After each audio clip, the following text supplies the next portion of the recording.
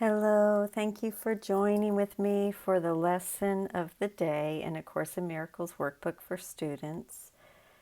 Let's go ahead and sit with our back supported, head and neck free. Let's start with a 2x breath in through the nose for a count of 2, out through the mouth for a count of 3, and we will do this 3 times.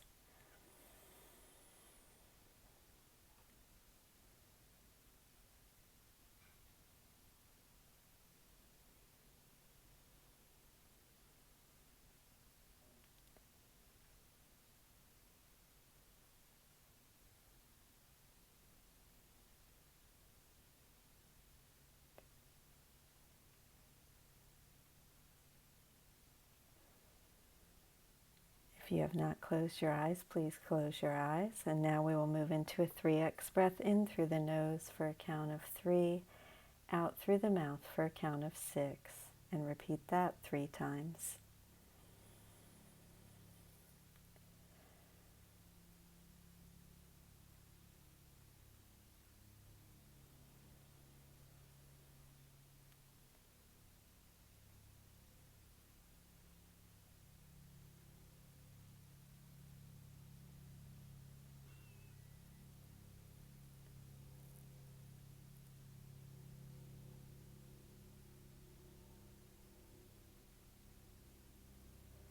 And lastly, let's start with a 4x breath in through the nose for a count of 4, hold it, and out through the mouth for a count of 8, and hold it at the bottom. And repeat that at least 3 times. And as you envision the breath, see it come up through the base of your spine and out the center of your forehead.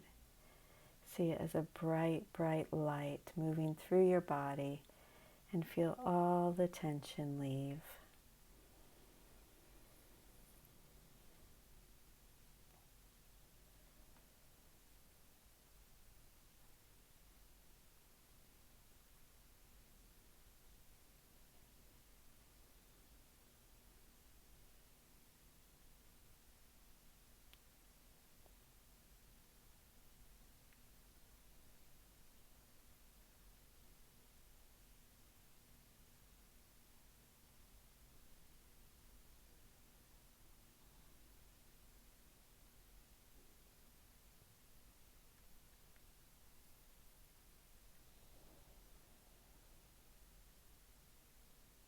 Lesson 269.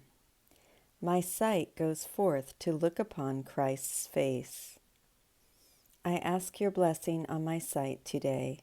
It is the means which you have chosen to become the way to show me my mistakes and look beyond them.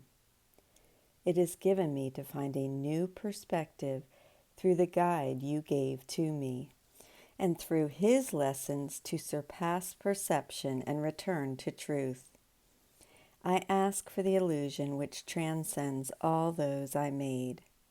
Today I choose to see a world forgiven in which everyone shows me the face of Christ and teaches me that what I look upon belongs to me, that nothing is except your Holy Son.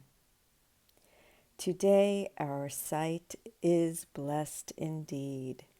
We share one vision as we look upon the face of Him whose self is ours. We are one because of Him who is the Son of God, of Him who is our own identity. My sight goes forth to look upon Christ's face.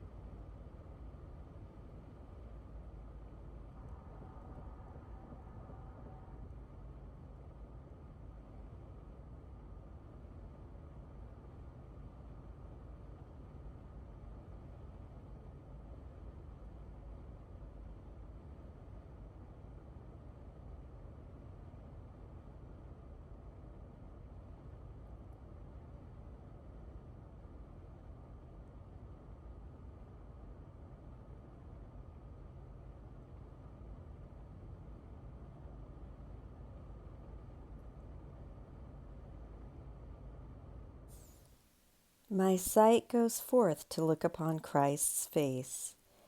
This is commentary by Ken Wapnick, PhD, through Journey Through a Course in Miracles workbook.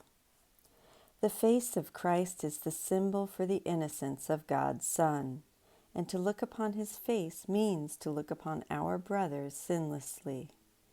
This means we set our judgment aside in the willingness to look through sinless eyes and see the holiness of God's guiltless Son. When I forgive, I am asking Jesus' help to look at others differently, which means I first have to see how I am looking through the ego's eyes of special love or hate. Forgiveness is still an illusion, as is the new perception born of Christ's vision, because it corrects within the dream.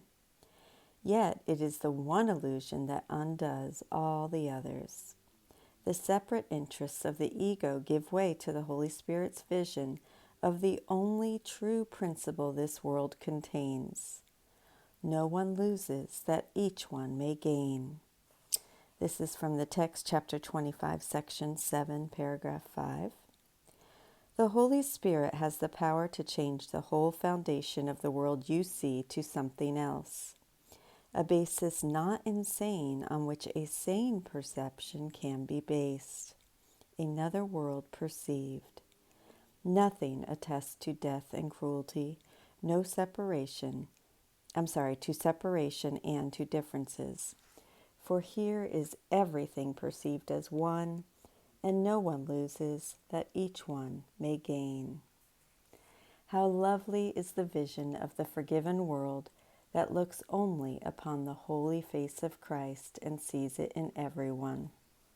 This is a reading from the text, chapter 24, section 6, paragraph 6.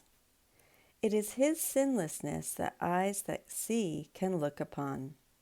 It is his loveliness they see in everything, and it is he they look for everywhere and find no sight, nor place, nor time where he is not.